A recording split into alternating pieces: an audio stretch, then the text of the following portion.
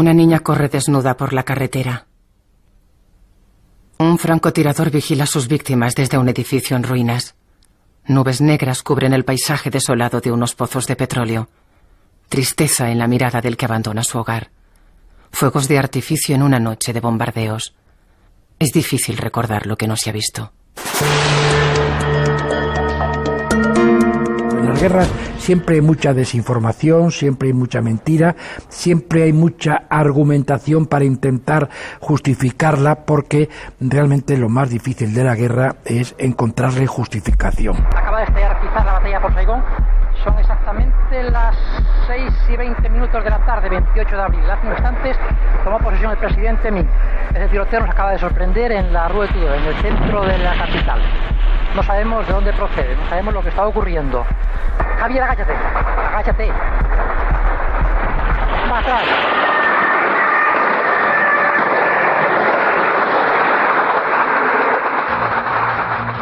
Los corresponsales de las cadenas de televisión norteamericanas que desembarcaron en la guerra de Vietnam eran muy jóvenes, desconocían las raíces del conflicto vietnamita y tenían en sus manos un poderoso instrumento, la televisión. La guerra fue entrando poco a poco en todos los hogares americanos y el conflicto se seguía en las casas todos los días a la hora del noticiario. La dureza de sus imágenes llegaron a convertirse en un psicodrama nacional. ¿Y Televisión Española? ¿Cómo cubre la primera guerra televisada? Se creó una figura en personal que se llamaba reportero no titulado, para, bueno, pues acoger un poco oficialmente a esa gente que no sabíamos muy bien qué título tenían. Yo recuerdo que, bueno, que había maestros, muchos maestros, había gente como Manolo Alcalá, que no sabíamos qué había sido ni qué oficio había tenido, pero que era un excelente reportero de guerra.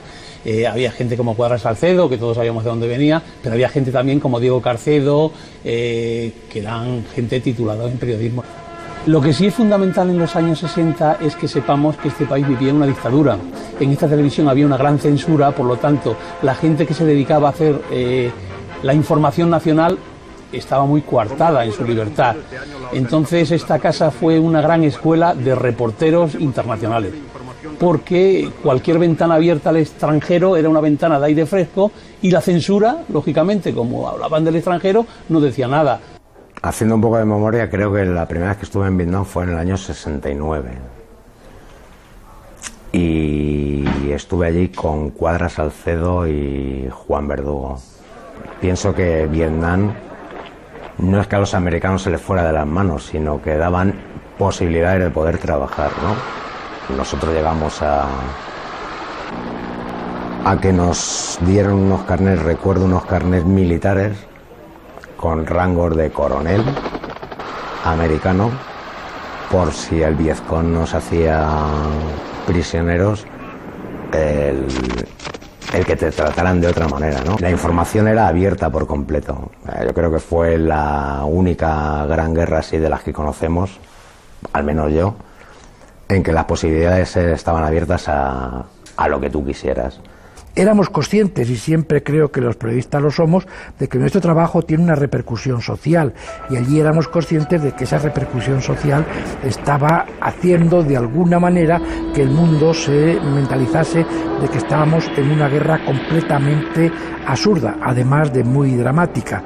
En Vietnam, David venció a Goliat y un ejército que se alimentaba solamente de arroz hervido, que hacía la guerra en zapatillas, que desmontaba los cañones de largo alcance por piezas y los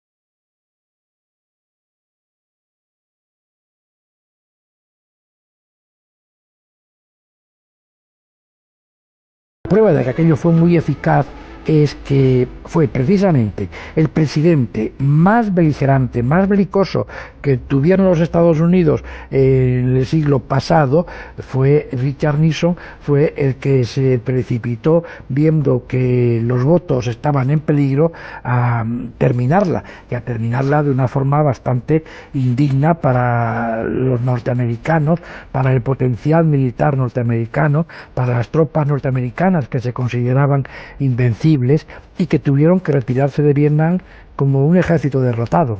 Conocedor del impacto mediático de la televisión, Richard Nixon dirige a la nación uno de los mensajes presidenciales más famosos de la historia, el llamado Discurso de la mayoría silenciosa, en el que promete la retirada progresiva de las tropas de Vietnam. A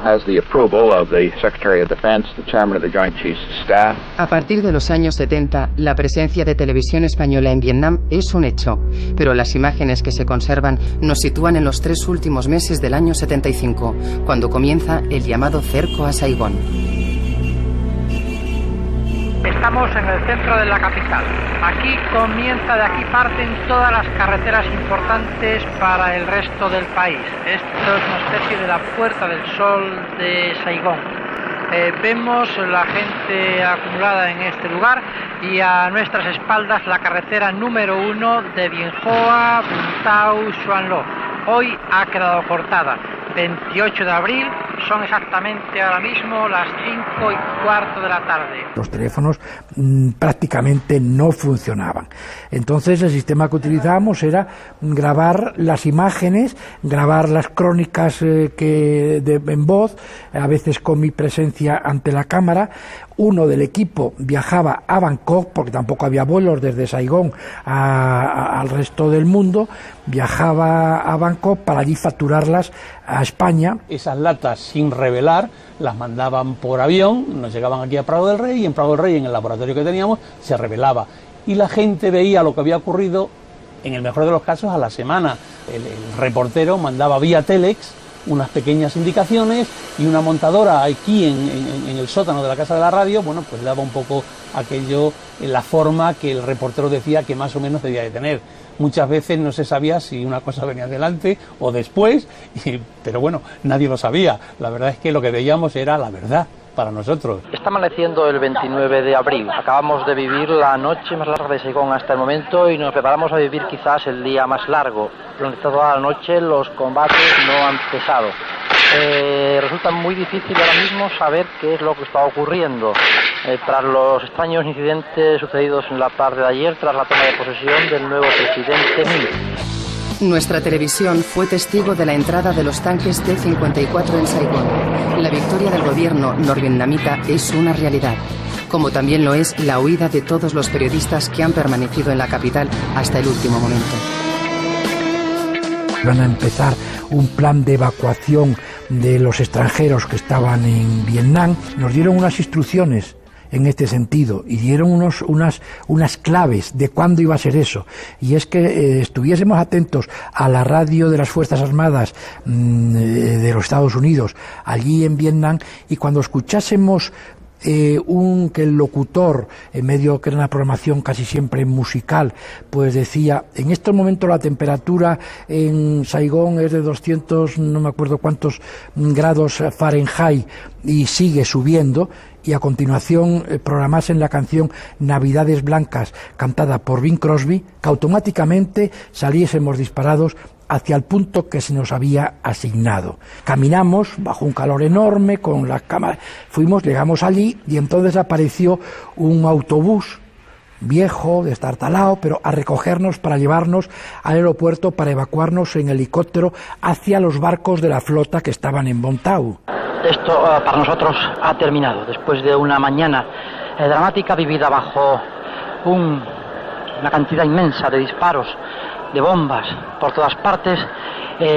Los americanos van a evacuar a los últimos extranjeros que estamos en Saigón, un grupo de periodistas. Nosotros nos marchamos. Han sido unos días difíciles, incluso para llegar hasta aquí, hasta el punto de evacuación, pero mucho más difíciles están siendo para esta población, para esta sufrida gente survietnamita después de tantos años de guerra. Saigón está a punto de caer. De allí, viendo que venían a recogernos, que nos iban a llevar para los barcos, que no íbamos a poder saber lo que estaba pasando, viendo el caos que se estaba creando por toda la ciudad, aquel drama que se estaba viviendo por todas partes, se oían los tiros, veíamos ya en el camino hacia este punto, habíamos visto muchos muertos en las calles. Pues la verdad es que a mí me entraron unas ganas impresionantes de llorar. Y me puse a llorar. Y cuando me puse a hacer la crónica esa, tomada por Martínez Reverte, pues no pude contenerme, se me escaparon las lágrimas reiteradamente. Aquí dejamos la mayor parte de las cosas que hemos traído. También dejamos todo lo que habíamos comprado para nuestras familias, para nuestros amigos. Todo queda aquí, pero sobre todo queda un sensacional recuerdo de este pueblo vietnamita al que quisiéramos poder visitar muy pronto y para que en estos momentos de despedida triste y amarga para todos, quisiéramos de verdad volver a reencontrar. Nunca más en la historia de la comunicación se volvió a repetir la cobertura informativa de Vietnam. La fuerza de un medio joven pudo mostrar al mundo las imágenes reales de una guerra y crear una conciencia antibelicista común. ¿Qué cambió a lo largo del siglo XX?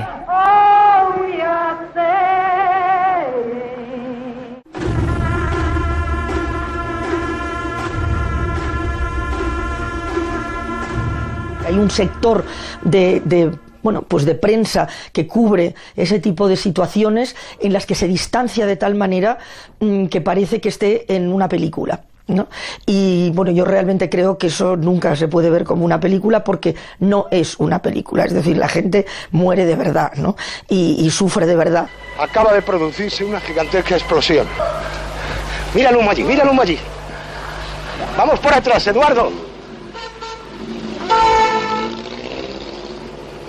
Ha sido un coche y una casa.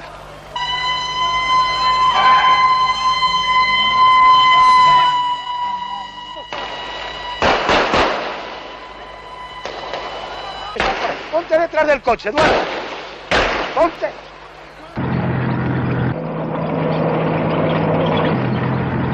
La entrada de las tropas israelíes en el sur del Líbano en 1982, conocida como Operación Paz para Galilea, perpetúa la herida de un conflicto entre dos pueblos que luchan por su misma tierra. ¿Cómo informan los medios de comunicación? ¿Son capaces de hacer entender al espectador una guerra con múltiples aristas? Televisión Española está presente desde el principio. La guerra del Líbano fue una guerra ya muy cercana a nosotros y fue una guerra, digamos, como de andar ya por casa. O sea, donde nosotros cambiábamos mucho los equipos, fue mucha gente al Líbano, fueron muchos reporteros y el Líbano fue una gran escuela de todo lo que después se nos ha venido encima. Digo, sobre todo los reporteros, cómo aprendieron a hacer los reportajes, porque lo que sí hay que tener en cuenta es que el lenguaje de los reportajes y el lenguaje de la televisión cambia mucho desde la guerra del Vietnam a lo que estamos viendo hoy en día.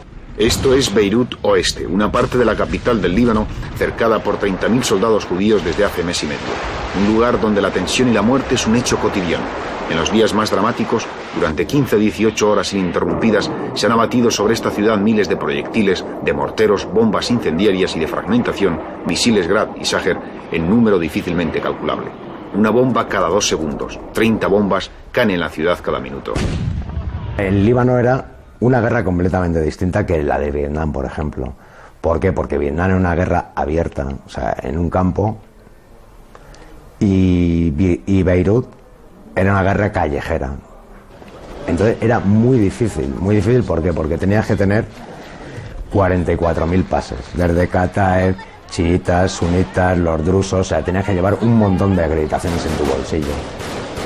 Y era una guerra callejera, como te digo. ¿Por qué callejera? Pues eran gente con un arma en la mano, uno iba con un pantalón vaquero, otro iba con una camisa militar, otro iba con el pecho descubierto, otro iba en pantalones cortos, o sea, no había forma de distinguirles.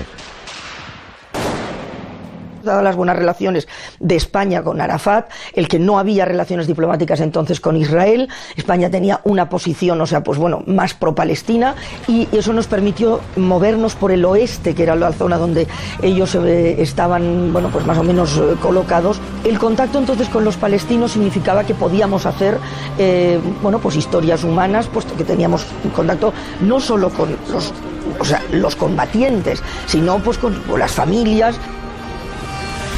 Cuando volvíamos al este, bueno, pues teníamos también el que reflejar cómo Beirut seguía su vida habitual pese a esa partición, ¿no? Y bueno, pues entonces íbamos a los restaurantes, por ejemplo, había restaurantes en la costa, había restaurantes en la zona alta de Beirut, donde prácticamente no pasaba nada. Y además recuerdo, o sea, que en el hotel, que me pareció francamente de extraordinario mal gusto, un día apareció un cartel en el que, firmado por los colegas norteamericanos, en los que ponían: esta noche vamos a hacer una barbacoa, una cena en la terraza, o sea, con los fuegos artificiales naturales. Es decir, se refería, o sea, a pues los trallazos y los flashes, o sea, en fin, pues de la guerra. Era mucho de llegar a una esquina, hacerte amigo del tipo de la esquina. Si conseguías entablar una pequeña amistad con él, pues eso te permitía el trabajar. Él era el que te llevaba a los sitios. Si no caías bien, no sacabas ni la cámara. O sea, ahí era completamente imposible sacar la cámara. O sea, todo era primero una labor de hacerte amigo. O sea, yo me acuerdo que nosotros hemos fumado cantidad de ducados con los de la esquina, y bueno, a través de ducados y de ducados, pues has conseguido que te dejaran y que te llevaran a los sitios. En Beirut había que saber, cuando cruzabas una calle, a dónde llegabas.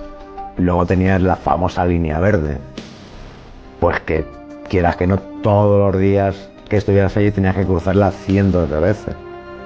Lugar súper peligroso, porque disparaban a todo el que cruzaba. Por esta autopista o puente circulan todos los días los cristianos que vienen de los barrios, de sus comunidades situados a la otra parte, a trabajar a la zona musulmana, al Gran Beirut, podríamos decir. El transitar por este puente es un peligro muy grande. Por eso, este puente del Rif ha sido denominado el Puente de la Muerte. Aquí se sitúan francotiradores en muchas ventanas de estos edificios que están disparando constantemente contra los coches que pasan. En esta guerra los periodistas hemos sido objetivo. Vietnam, en Nicaragua, bueno, ha habido compañeros que han muerto, que han sido secuestrados, pero normalmente ha sido por azar, por casualidad, por mala suerte. Aquí en Líbano, por primera vez, el periodista ha sido objetivo. Ha habido grupos que han descubierto que los periodistas pertenecían a países occidentales que estaban dispuestos a pagar por su libertad. Yo creo que verdaderamente la responsabilidad de que los periodistas hayamos dejado de ser vistos como unos ciertos observadores neutrales que, bueno, pues intentas transmitir qué es lo que está sucediendo y no te ven como adscrito a un bando o a otro, ha sido cuando nosotros hemos empezado a darnos más importancia de la que tenemos, o se nos ha empezado a dar más importancia de la que tenemos, de ser simples y puros intermediarios entre lo que sucede en un lugar y esas personas que no tienen la oportunidad de estar en ese lugar, y se le da más valor a que muera un periodista a que muera pues otra persona. El primer equipo europeo que entró en los barrios chiitas del sur de Beirut, obteniendo estas imágenes de milicianos de Amal y llegando a grabar el asedio a los campos palestinos de Borj Barashne y Shatila, fue un equipo de televisión española.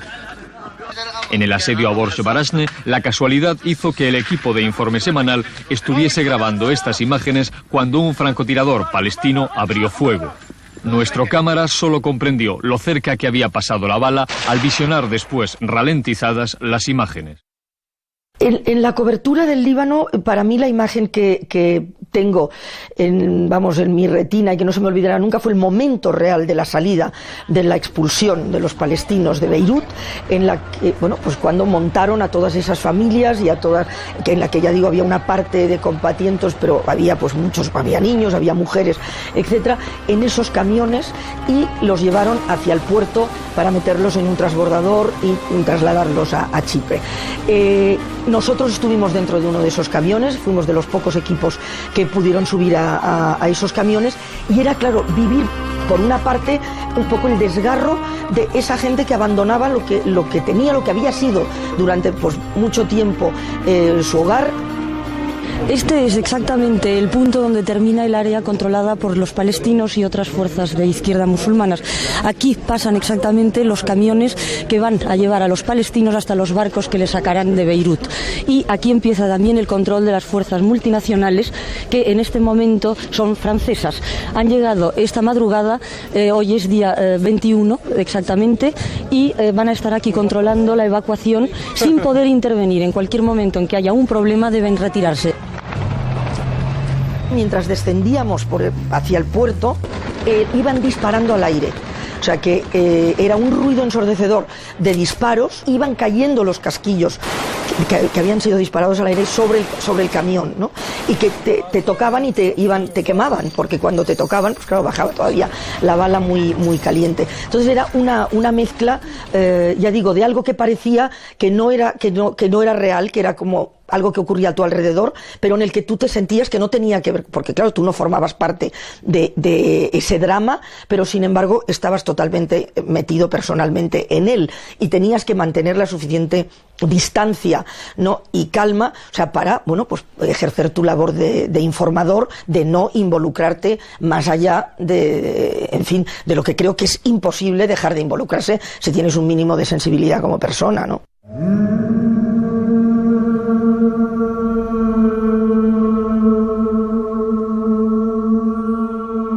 La guerra del Golfo es la primera guerra que vemos en directo.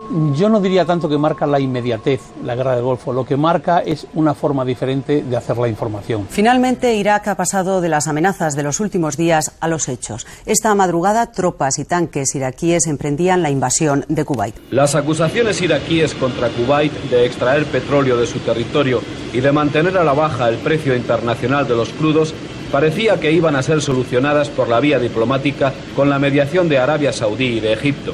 Pero el portazo que la delegación iraquí dio ayer en Jeddah a los kuwaitíes hacía presagiar lo peor. La noche del 2 de agosto de 1990, Irak invade Kuwait. Dura escasamente 2 horas y las televisiones occidentales no están presentes. El gobierno americano ya sabe que la estrategia militar debe ser acompañada de una buena estrategia mediática. Comienza el espectáculo. Estos hombres son profesionales. Su oficio es viejo como el mundo, hacer la guerra. En su mayor parte son veteranos. Vietnam para los más viejos, Beirut, Granada o Panamá para los más jóvenes. Son soldados de élite, los modernos centuriones. A partir de la guerra del Golfo, los equipos de televisión, digamos que forman parte de un ejército que ha invadido un país y dan la información que le dejan dar a ese equipo. Es más, llegan las televisiones privadas, no tenemos que confundirnos y tenemos que saber que las televisiones privadas pertenecen a grandes grupos editoriales y a grupos de presión con sus intereses partidistas, económicos, etcétera, etcétera. Y entonces eso ha modificado mucho a la hora de dar la información. Fue un circo mediático, desde mi punto de vista vergonzoso, en el que la inmensa mayoría de los medios de comunicación no informaron de lo que estaba pasando, ¿no? Y se aceptaron las reglas de la censura de forma generalizada. Quien diga lo contrario está claramente mintiendo. En Israel había censura, en Kuwait había censura y en Irak había censura. Las autoridades iraquíes tienen mucho interés en que los periodistas que estamos de visita en Bagdad saquemos aquellos planos de la ciudad que a ellos les interesa y que demos la sensación de que en la capital iraquí se vive con normalidad. Pero también a las mismas autoridades iraquíes les interesa que nosotros digamos que las milicias populares iraquíes están armadas y el entrenamiento para el caso de guerra continúa. El gobierno del presidente George W. Bush impide el acceso de los medios de comunicación a los frentes de batalla. Solo una selección muy rigurosa de periodistas afines a la política americana son elegidos para acompañar a los militares a la primera línea de fuego. Los corresponsales no pueden contrastar la veracidad de la noticia. La lucha mediática de las televisiones presentes en el conflicto desemboca en una carrera por emitir las imágenes más espectaculares de las operaciones militares occidentales. Una película bélica real que les reporta una suculenta audiencia. ¿Quién se beneficia de la ausencia del análisis de la noticia? las privadas empezaron a hacer un tipo de aprovechamiento de la tecnología, pues en lo bueno, como todos, pero algunas veces en lo malo, y es en esa espectacularización de las noticias, en frivolizar un poco más, en banalizar un poco más, y en que las empresas periodísticas le exigieran a sus periodistas el que entraran un poco más en el juego del espectáculo, ¿no? Y entonces Televisión Española, pues claro, o sea, parecía como que tú también tenías que seguir, en fin, un poco esos parámetros. En estas cosas de la guerra y de la paz hay ciertos gestos, colores, matices que son en sí mismos toda una declaración. Nos gustaría ponerles un ejemplo televisivo, será ajeno, pero de una cadena que todos conocemos ya, la norteamericana CNN, que durante casi 7 semanas se identificó con este logotipo animado rojo, casi fuego, donde aparecían escenas militares y el rótulo Guerra en el Golfo. La guerra en directo. Los protagonistas de la noche volaban en círculo sobre el cielo de Irak. Los temibles B-52 y los F-15, acompañados de misiles Tomahawk, arrojaron más de 20.000 kilos de bombas, destruyendo los objetivos de armamento químico y nuclear de su enemigo. Irak apenas pudo responder y cuando lo hizo fue inútil. Los aviones volaban demasiado altos. La mayor concentración de fuerzas aliadas desde la Segunda Guerra Mundial había recibido la orden de abrir fuego. La operación tenía un nombre: Tormenta del Desierto. La estrella mediática por excelencia es la CNN. Estados Unidos utiliza por primera vez una televisión por satélite que transmite en tiempo real una guerra en directo. Nadie pone en duda la credibilidad de sus mensajes, que son propagandísticos y sesgados. La CNN se convierte en el eco oficial de todas las televisiones europeas, al ser el único medio de comunicación que permanece en Bagdad durante los bombardeos.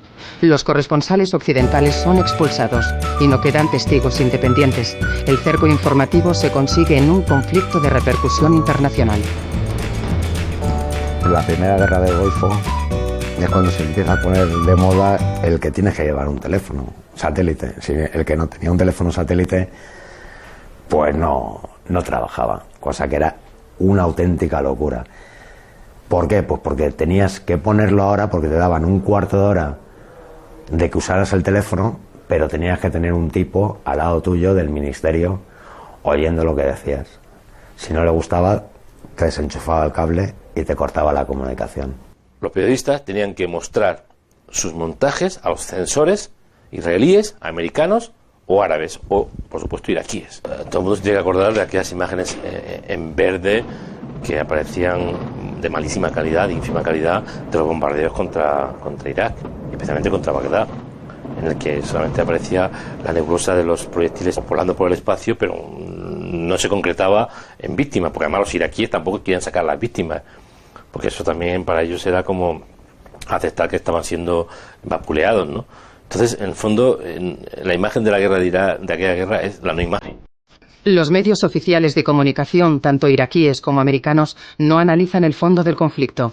Irak invade Kuwait porque este amenaza con subir la cuota de producción de petróleo en 1 millón de barriles diarios, lo que daña gravemente su economía. Estados Unidos, por su parte, quiere instalar bases militares en Arabia Saudí para influir en el precio del petróleo. Ningún bando está dispuesto a contar la verdad. Televisión Española sí contó la guerra del petróleo. Kuwait acumula el 10% de las reservas mundiales y el mayor porcentaje de crudo por metro cuadrado de todo el planeta. Apagar este fuego autosostenido costará $15.000 millones y año y medio de trabajos. El ejército ha adjudicado el 60% de esas obras a compañías norteamericanas y el resto, a partes iguales, a firmas saudíes y británicas. Se da la circunstancia de que los propios soldados todos tenían sus camaritas de vídeo pequeñas, grababan cosas y se lo vendían a las televisiones. Por ejemplo, una imagen que tú la comprabas y era como, digamos, en exclusiva exclusiva de la CNN o exclusiva de Televisión Española. ¿Por qué? Porque te vendían esa cinta que no la tenías nada más que tú. Se han dado cuenta que es el negocio de su vida, claro. Grabar y vender. A partir de la guerra del Golfo, las empresas que tienen terrenas y de SNG las colocan allí. O sea, esto ya es un gran negocio. Entonces tú no tienes que hacer nada más que pagar. Cuando tú mandas a un equipo, lo envías porque tú quieres personalizar y decir, Televisión Española está en este conflicto. Esta es nuestra cara ahora mismo en internacional, que va a representar este conflicto para los espectadores españoles, y esta es la cara que tenemos. La guerra del Golfo ha quedado bautizada como la guerra de las mentiras, por la enorme dependencia de los medios de comunicación a los mandos militares. La incapacidad para eludir el control informativo supuso la derrota de la esencia del periodismo.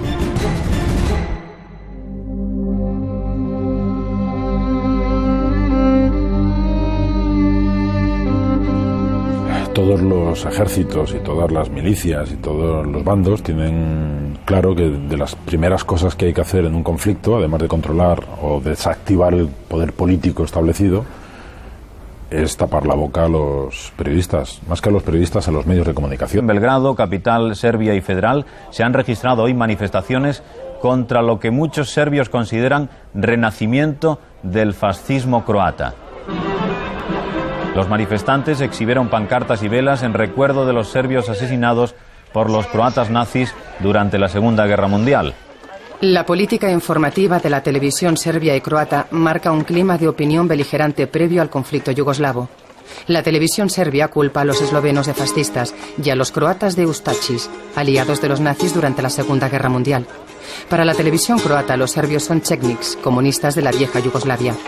Fascistas, aliados de los nazis, comunistas, conceptos que vinculan a odios antiguos.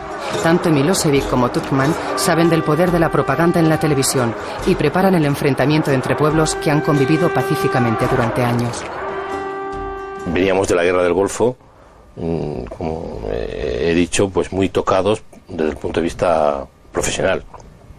Y de repente estalla un conflicto armado muy virulento en el patio trasero de la Europa de Maastricht. Está hablando de la Europa de Maastricht, de la Europa civilizada, la Europa democrática, en pleno apogeo de ese concepto. Todo se desmorona en los Balcanes y la antigua Yugoslavia se hunde, ¿no? Eran, según las crónicas, pocos minutos después de la 1 de esta tarde cuando bruscamente la televisión y la radio de Eslovenia dejaron de transmitir. Sus antenas, situadas en un monte cerca de la frontera italiana, fueron destruidas por aviones de la Fuerza Aérea Federal Yugoslava. La oscuridad y el silencio en las pantallas y en los receptores fueron como una señal, pero esta vez al revés. Porque en esos momentos el ruido de la guerra civil había vuelto a Yugoslavia. Se empiezan a aparecer periodistas, muchos periodistas a la zona, también españoles, y la guerra de Croacia se cubre, digamos, de manera amplia.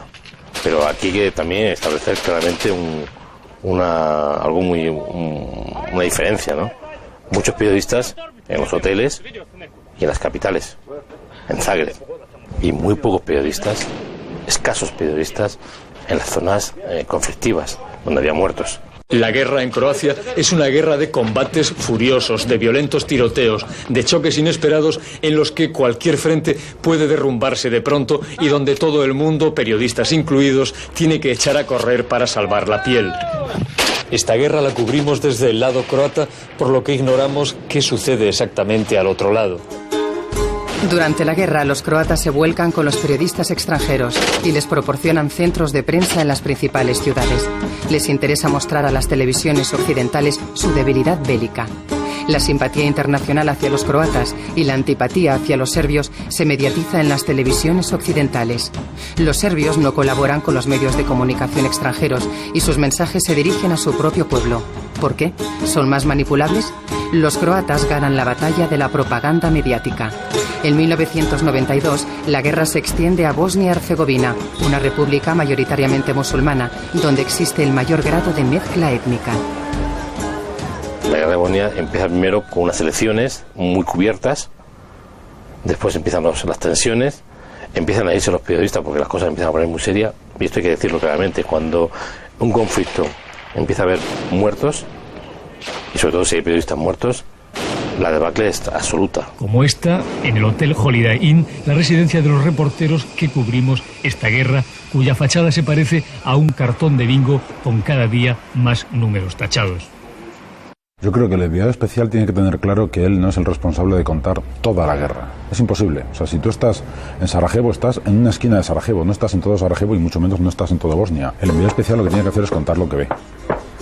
Es decir, contar el detalle del gran cuadro, porque el gran cuadro el telespectador lo tiene que asimilar a través del informativo completo. La suerte es que los medios potentes como la CNN o diarios como el New York Times o como el Washington Post, medios como AP y como Reuters y como France Press mantuvieron durante toda la guerra equipos muy fuertes, muy potentes, de periodistas muy poco domesticados y muy dispuestos a informar por encima de todo.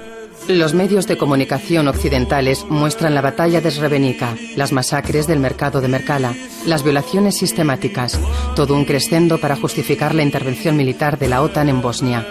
La televisión serbia muestra durante los bombardeos a la capital bosnia una foto fija de Sarajevo antes de la guerra. ¿Qué pretenden? ¿Desinformar a la población serbia de Belgrado? Solo a finales de 1992, cuando la ONU decreta el embargo total sobre Serbia, se muestran las imágenes reales, una ciudad devastada por las bombas serbias. La población civil, sin diferencias, ha sufrido el mismo destino. Sarajevo no existía. El hotel empezó funcionando, pero día tras día se iba acabando, pues yo qué sé, la comida, el agua, cada día había menos cosas, no hubo luz, no hubo agua. Depende del momento que llegaras, te podía tocar una habitación con agujero, cuando digo agujeros que le habían dado un pepinazo, y no había pared. O sea, yo estaba en la habitación del hotel durmiendo dentro de un saco porque no había pared, con 15-20 grados bajo cero, y me metían en el saco. Entonces yo era una parte más de los afectados, porque no era trabajo, termino, me ducho, disfruto 5 minutos de mi buena habitación de lujo y ahora salgo a cenar. Tengo una anécdota buenísima, y esto pues con uno de los mejores amigos que he hecho en la guerra, que es Santiago Lyon. Vimos que los bosnios estaban lanzando proyectiles contra las montañas. Y yo me acuerdo que le dije a Santi, cuando esto disparen contra la ciudad, van a hacer una carnicería, porque hay mucha gente en la calle. La gente corriendo, muy nervioso. Entonces estábamos en un cruce y de repente aparece una persona y nos dice, ¿qué? Esperando a los muertos. Entonces yo me cabré, me encoloricé, me fui por y dije, ¿qué dices, hijo de puta? Le dije, ¿no? ¿Qué muertos estamos esperando? Estamos aquí cubriendo la guerra de Bosnia, ¿no? Vuestra guerra, no es mi guerra, es vuestra guerra. El tío se marchó después de la discusión y al cabo de 5 minutos escuchamos un proyectil que llega, impacta y hiere a un señor, ¿no? Nosotros no hicimos fotos, lo cogimos a él, Santi lo agarró, la niña, su hija se puso muy histérica, yo tuve que darle un par de bofetones para calmarla y traerla a una zona más segura, y yo recuerdo que la única foto que hice fue de Santi con este señor andando, ¿no? Mientras que arrastraba a la cría. Nos metimos en el coche y nos fuimos al hospital. Al llegar al hospital lo dejamos y cuando estábamos a punto de salir empezamos a ver cómo llegaban heridos y muertos, ¿no? Y entonces nos contaban que acaban de bombardear toda la zona aquella. Volvimos corriendo hacia esa zona y nos encontramos escenas muy duras, ¿no? Yo recuerdo que le dije a Santi, digo, si este tío, ¿qué pensará este hombre de nosotros? Al final, sí es cierto que estábamos esperando a los muertos. Después de una temporada en Sarajevo, me fui a Split y un día estábamos unos cuantos fotógrafos, cámaras, tomando una cerveza y había un tipo que yo no conocía, pues parecía uno más. Entonces, hablando, resulta que se iba a vivir a París y entonces había sido francotirador y estuvo con todas las partes, primero con unos y después con otros, trabajando de francotirador, matando gente. Y entonces me dijo a mí, dice, tú te mueves en un coche blanco, ¿no? Digo, sí. Dice, ¿un Nissan? Sí. Me dice, a ti te he tenido 3 veces en el punto de mira y me he preguntado, ¿me hago o no me hago al gilipollas este?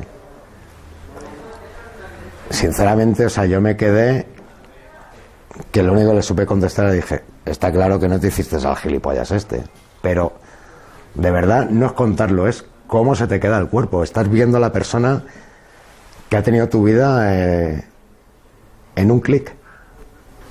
El mejor chaleco antibalas que puede tener un periodista es el miedo.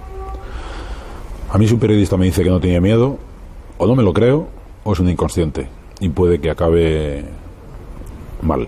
Ninguna historia merece la pena ser no contada, porque si arriesgas demasiado, la historia no la contarás nunca.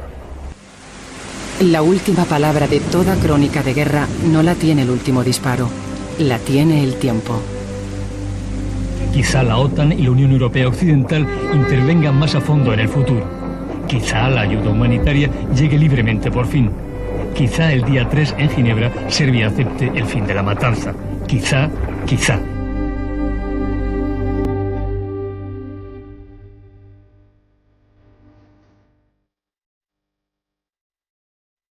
Y yo tengo un amigo de la BBC que dice una frase que siempre me ha parecido muy acertada desde hace ya unos cuantos años, y es que a esos conflictos de pronto aparecen lo que él llama las bandas de personas o de periodistas que saben mucho de cubrir crisis, pero casi nada de las crisis que cubren.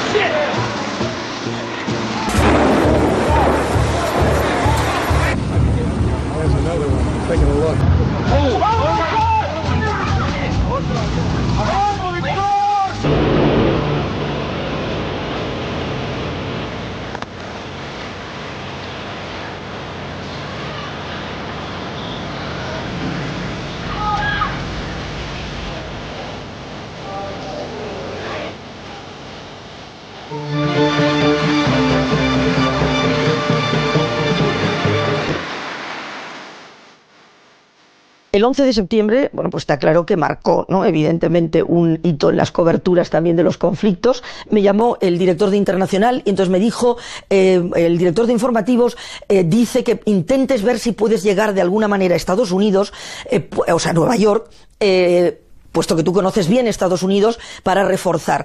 Y entonces yo le dije, no, yo donde me tengo que ir es a Pakistán. Y entonces me dijo, ¿a Pakistán? Y digo, bueno, pues sí, porque enseguida esto se va a empezar a vincular a las corrientes terroristas de Bin Laden, y el día 14 estaba ya en Islamabad, con un montón más, evidentemente, de otras televisiones que habían pensado lo mismo, ¿no?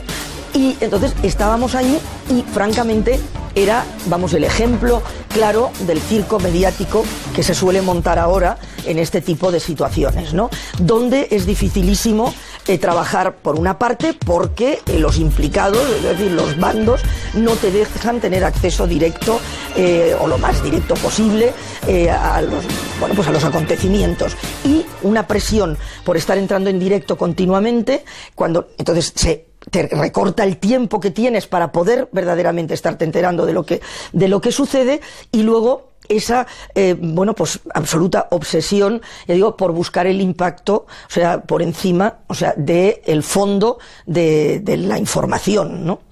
Ponga usted 10 de septiembre de 2001 y eche para atrás y busque información sobre Afganistán, de la época, por ejemplo, de los talibanes. No hay información. Hable usted, busque información sobre la guerra civil entre el 92 y el 96, con un montón de muertos en Afganistán. No hay información. Hay información en la década de los 80, cuando la invasión soviética, y a partir del 11 de septiembre, que Afganistán se convierte en la estrella mediática por antonomasia, y en la que aparecen miles de periodistas dentro de Afganistán y las fronteras de Pakistán y Tayikistán. Y se empieza a informar también de una manera en la que nadie ve nada, porque los únicos que están viendo los bombardeos son los que están en Kabul. El resto los ven a lo lejos. Y en Kabul hay poquísimos periodistas. De hecho, prácticamente Al Jazeera es la que protagoniza ahí, con protagonistas, con periodistas locales y algún español, por ejemplo, que había, ¿no? Protagoniza la cobertura. Son los que dan la imagen, la contraimagen, a toda la imagen oficial. Todo el mundo está mirando Al Jazeera, la isla, este canal de televisión que, si la guerra del Golfo consagró la CNN, la información en directo durante 24 horas, esta va a ser la reconfirmación de Al Jazeera, del canal árabe, que también proporciona información en directo durante 24 horas. No en vano, el propio Bin Laden deja únicamente que se transmitan sus mensajes y solamente aparece y comparece en sus alocuciones en ese canal de televisión. Al Jazeera, la cadena de televisión por satélite de Qatar, se da a conocer mundialmente por emitir el mensaje de satisfacción de Osama Bin Laden por los atentados contra las Torres Gemelas de Nueva York. Simultáneamente. Atención, Rafael, perdona un momento, que está en este momento hablando el propio Bin Laden. Parece que por una emisora de televisión árabe. Vamos a conectar en directo con ella. Y ellos probaron lo mismo que nosotros llevamos probando durante decenas de años. Durante más de 80 años nosotros hemos sufrido este terror. Al Jazeera rompe el monopolio informativo de la CNN y son las únicas cadenas que emiten y compiten desde Kabul, capital de Afganistán. La información queda así dividida en dos grandes bloques. Al Jazeera informa desde el punto de vista afgano por su cercanía a la población civil, mientras que las imágenes espectaculares de la CNN ensalzan la certera estrategia militar de la coalición Libertad Duradera. ¿No hay periodistas independientes? La cobertura de la campaña afgana yo creo que para Televisión Española la hizo bien porque bueno, pues hicimos algo que hacen pues normalmente pues las televisiones como la BBC o la televisión alemana o la televisión americana, que es tener un equipo base en un punto que en ese momento pues era Islamabad, la capital de Pakistán, que era donde me quedé yo, y después enviar dos equipos que se movían sobre el terreno, o sea, uno en una zona pues de la frontera con Afganistán por el lado de Quetta, y el otro, que era el de José Antonio Guardiola, que pasó a territorio afgano en cuanto se pudo. El embajador talibán ha acusado a Estados Unidos de genocidio contra el pueblo afgano por ser musulmán. Ha dicho, crece el miedo y la desesperación dentro de Afganistán, los bombardeos no cesan, protegidos los combatientes, pero totalmente desamparada la población civil. Estas son las últimas posiciones de tiro que abandonaron los mercenarios de Al-Qaeda antes de su retirada hacia las zonas más boscosas de estas montañas de Tora Bora. Los mujahidines, y quizá también soldados de Estados Unidos, han entrado ya en algunas de las cuevas abandonadas y no han hallado rastro de Osama Bin Laden. Según los mujahidines, ya han inspeccionado unas 25 grutas. Eso nos permitía tener la información de campo puntual de lo que iba sucediendo sobre el terreno en esos lugares y la información de la visión global con la gente con la que tú podías hablar, analistas. El manual informativo de la CNN sigue unas instrucciones precisas. No se puede mostrar víctimas civiles ni soldados aliados hechos prisioneros. Toda información sobre la intervención militar de la coalición se justifica con la remisión de las imágenes del atentado a las Torres Gemelas. Es la imagen más repetida por las televisiones, posiblemente en toda la historia de este medio. Una escena que seguirá y seguirá apareciendo, y que ya muchos contemplaron en directo. Exactamente hace 2 meses, en un día, una fecha que ya ha quedado grabada en la memoria colectiva. Gobiernos, militares y medios se alían y escriben un guión minucioso donde se controla lo que se dice, cuándo se dice y quién lo dice. Yo creo que en estos conflictos hay que actuar siempre con mucha sangre fría, ¿no? Tendemos, y sobre todo tienden los que ven el conflicto desde la comodidad de las redacciones, a querer contarlo lo primero. Queremos ser los primeros en contar algo que ha saltado en los teletipos, en internet, en las agencias. Y no nos paramos a pensar que a lo mejor hay que confirmar la noticia. Es decir, estamos en esa guerra de ser los primeros en contarlo. Desgraciadamente eso lo que provoca es que todas las filtraciones malintencionadas de los bandos nos las comemos y las hacemos públicas y hacemos de altavoces de la manipulación de los poderes políticos. Eso nos obligaría a plantearnos el relato de los conflictos de una manera más reposada. En la guerra de Afganistán, yo gran parte de la guerra la pasé en las montañas de Tora Bora, persiguiendo a Osama Bin Laden, que bueno, resulta que estaba o había estado allí, ¿no? Había combates y de repente me llaman de la redacción por un teléfono satélite, dicen, oye, que ya se han rendido los talibanes y alcaidas que estaban en las montañas. Digo, mira, no, es imposible. Que sí, que tengo aquí un teletipo que dice que se han rendido. Digo, mira, es imposible porque estoy donde están los combatientes y hay una ensalada de tiros que no te puedes hacer idea. O sea, rendido, seguro que no se han rendido. Que sí, que lo dice France Press y se han rendido. Bueno, si llegamos al punto en el que la palabra del enviado especial pesa menos que un teletipo mal traducido, pues entonces vamos mal. El control de ese guión perfecto se cuestiona por el potencial de las imágenes de Al Jazeera sobre Afganistán, que muestran la crudeza de la guerra y los errores de las armas de operación quirúrgica utilizadas por la coalición occidental sobre la población civil. La televisión de Al Jazeera en Kabul es bombardeada por fuego americano, a pesar de tener las coordenadas exactas de su ubicación.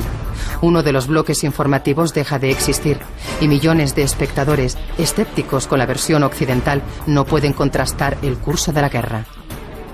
En Afganistán, cuando tú llegas, te encariñas de pocas cosas, porque eso, es un territorio indómito, muy agreste, en el que es muy difícil vivir, ¿no?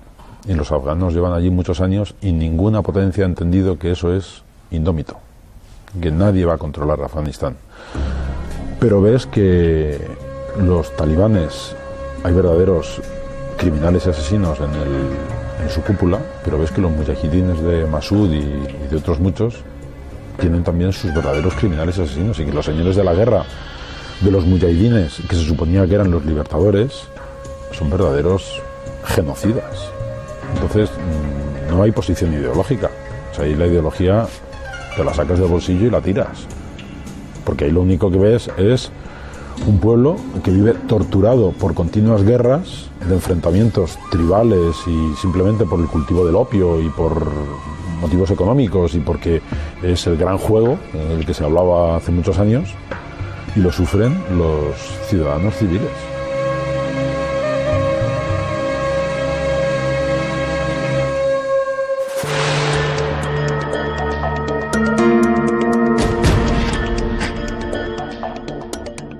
A partir de, sobre todo, de la Segunda Guerra del Golfo, ahí el periodista pasa a convertirse en un enemigo porque ya no es necesario. O sea, ya no es necesario utilizar al enviado especial para que cada uno de los bandos pueda mostrar su verdad al resto del mundo.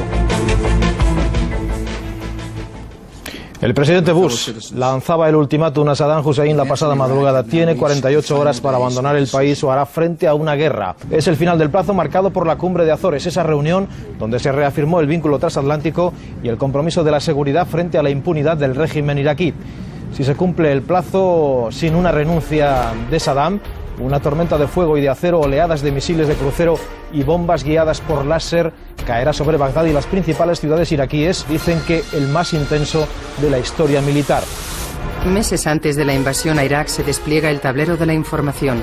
Todos los países entran en juego y cada uno tiene que posicionarse. 3 reglas son la clave que dan los informativos y rigen las normas del conflicto. Comprobar la existencia o no de armas de destrucción masiva en Irak. Garantizar la seguridad dentro del marco de la legalidad internacional. Y justificar el uso de la fuerza a pesar de no tener la certeza de que existan armas de destrucción masiva. ¿Existía una posibilidad cierta de que tuviera armas de destrucción masiva? Yo sí me lo creí. Que eso no digo que eso justificara la guerra, ni muchísimo menos, ¿no? En España, los informativos de televisión española se posicionan con los presupuestos de la coalición angloamericana que exigen a los medios de comunicación ciertas restricciones informativas, pero la más importante, no cuestionar la guerra. A cambio, se les permite acompañar a las tropas aliadas dentro de las unidades militares. De ahí nace el término periodista empotrado. ¿Puede un corresponsal informar dentro de una unidad militar? Si el empotrado cuenta lo que ve, bueno, pues la visión global se dará con otra serie de crónicas. Si al final toda la guerra la ves a través de los ojos del empotrado, la guerra que vas a ver no es la guerra auténtica, porque los empotrados no van a haber víctimas civiles. En esa guerra se vieron muy pocas víctimas civiles. Vas a ver continuas operaciones militares, y la guerra no es solo el avance de los Abrams, de los carros de combate Abrams, o cómo hemos tomado ese puente. La guerra es cómo a señor Mustafa se le ha destrozado la casa. Y eso, si no lo cuentas, no estás contando bien la guerra. Y en esa guerra eso apenas se contó. El control del panorama informativo ya no es un camino fácil. A la actividad de las cadenas árabes se suma la actitud de muchos medios europeos que no quieren integrarse en la maquinaria de propaganda estadounidense y quieren informar desde el corazón de Irak, Bagdad. Luchan contra la censura del gobierno iraquí e intentan ver con sus propios ojos el curso de la guerra. Llegamos a Bagdad. Lo primero, como en muchos otros sitios donde llegas, es ir al Ministerio de Comunicación para un permiso de grabación y un permiso para estar en el país y bueno, y te ponen una persona de acompañante, de guía, de traductor, para que no tengas problemas, ¿no? Que por supuesto pagas y pagas bien. Tú le cuentas lo que pretendes hacer, él más o menos te encamina, pero esto no se puede rodar por seguridad, no tiréis hacia allá, esta parte vale, no, eso no se puede preguntar, no es conveniente preguntar eso. La prensa americana, que es por excelencia la prensa mejor del mundo, totalmente quede plegada ante la influencia del poder, salvo excepciones, el New Yorker y algún medio más, y que permitan que el poder político dicte la agenda de los medios de comunicación y permitan que las mentiras brutales aparezcan en los medios de comunicación, eso da de por sí una idea clara que hay cada vez una mayor vinculación entre grupos mediáticos, poder político y poder económico. Y esa entente está haciendo que el periodismo se vuelva obsceno.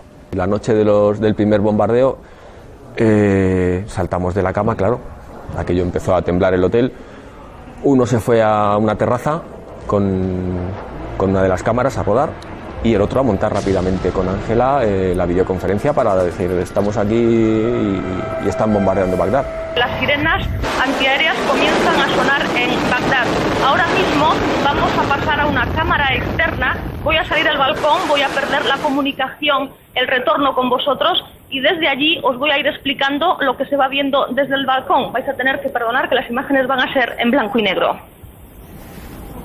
Uno de los objetivos de estos bombardeos ya confirmado es el Ministerio de Información, el centro de prensa donde todos los periodistas estábamos obligados a transmitir durante el día, el que hemos abandonado precisamente después del telediario, de la primera edición del telediario, cuando comenzaba a oscurecer en Bagdad. Debo decir también que todos los periodistas, justo cuando oscurecía, abandonamos aquel lugar porque sabíamos que iba a ser en un momento determinado el objetivo de los bombardeos norteamericanos. El ejército estadounidense ataca por error, según la versión oficial, la televisión catarí de Al Jazeera, Abu Dhabi Televisión y el Hotel Palestina, sede de la mayoría de los periodistas que se encuentran trabajando en Bagdad. El resultado, 3 muertos y una veintena de heridos. Impacta directamente en la oficina de la agencia Reuters y causa la muerte instantánea a uno de sus cámaras. En una habitación cercana, filma la escena el español José Couso. También él es alcanzado por la metralla. El gobierno norteamericano declara que confundieron a los periodistas con francotiradores. ¿El periodista independiente es el francotirador de la información? Siempre que vuelvo a Bagdad paso por ese puente, ¿no? Y es imposible que desde aquí la distancia que hay hasta el Hotel Palestina, alguien en un tanque pueda tener miedo de que le vayan a intentar hacer cualquier daño. Creo que la sucesión es dispara contra una cadena de televisión, se gira y dispara contra el hotel. Prensa y prensa. ¿Quién decide el interés o desinterés informativo de una guerra? Porque hay conflictos que no tienen cobertura mediática. ¿La invisibilidad es la estrategia?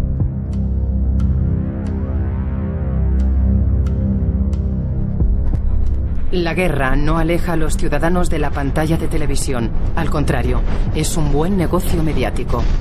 La guerra es la continuación de la política por otros medios, y en este caso los medios son los medios de comunicación. La noticia se ha convertido en mercancía y los servicios informativos tienen que dar rendimiento económico exactamente igual que una película o un partido de fútbol. La información es algo muy delicado y muy serio y un derecho del ciudadano que no puede cotizar en bolsa y no puede estar sujeto a las leyes del mercado. La credibilidad tiene que ser de alguna manera la base de cualquier proyecto periodístico. Y los periodistas deben ser personas independientes siempre. Mi pregunta es, ¿interesa saber, interesa reflexionar, interesa conocer más de los conflictos más allá del propio espectáculo mediático? Esa es la pregunta que quizás yo me haría, ¿no? Yo creo que el periodismo es un contrato con la sociedad para contarle lo que ocurre por encima de todo lo demás y para que la sociedad sepa, en el caso de los conflictos, quiénes son las víctimas y quiénes son los verdugos.